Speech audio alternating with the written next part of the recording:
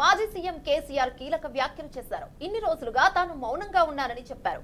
గంభీరంగా చూస్తున్నానని తెలిపారు. తాను కొడితే మామూలుగా ఉండదని కేసీఆర్ సంచలన వ్యాఖ్యలు చేశారు.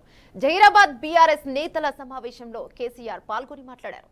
తెలంగాణ శక్తి ఏందో కాంగ్రెస్ వాళ్ళకి చూపించి మెడలు వంచుతామన్నారు. కాంగ్రెస్ ఏడాది పాలనలో ప్రజలు సంతోషంగా లేరని ఆరోపించారు. రైతు బంధుకి రామ్ రామ్, దళిత బంధుకి జై భీం చెబుతారని ఆనాడే చెప్పానని గుర్తు చేశారు. తులం బంగారానికి ఆశపడి కాంగ్రెస్ కు ఓటేశారని కేసీఆర్ సంచలన వ్యాఖ్యలు చేశారు.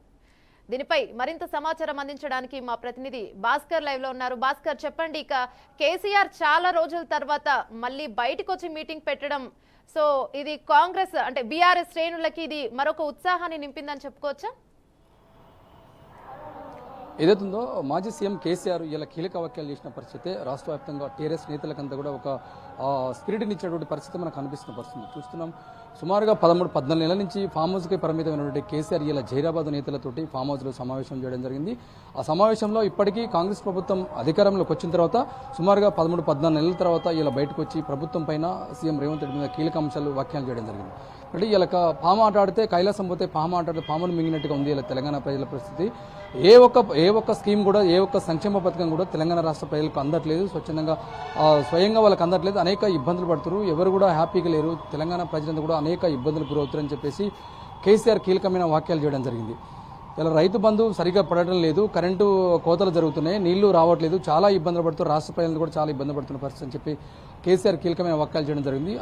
అదే నేపథ్యంలోనే ఎందుకంటే ఫామ్ హౌస్లో ఉన్నటువంటి ఫామ్ హౌస్కి పరిమితమైన నేతలంతా కూడా ఈ ఫామ్ హౌస్కి పోయి మీటింగ్ పెట్టడంతో ఇలా టీఆర్ఎస్ నేతలందరూ కూడా ఒక ఉత్సాహమైనటువంటి వాతావరణంలో ఇలా మీటింగ్ జరిగిన పరిస్థితి ఉంది.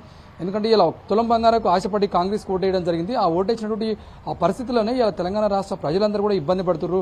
ఇలా రైతు భరోసా ఇవ్వడం లేదు, రైతు బంధు రావడం లేదు, అనేక ఇబ్బందులతోటి తెలంగాణ రాష్ట్ర ప్రజలు చాలా ఇబ్బంది పడుతున్నారు. కాంగ్రెస్కి ఓటేయడం వల్ల చాలా ఇబ్బందులు ఎదుర్కొంటారని చెప్పేసి అయితే కేసీఆర్ కీలకమైన వ్యాఖ్యలు చేయడం జరిగింది.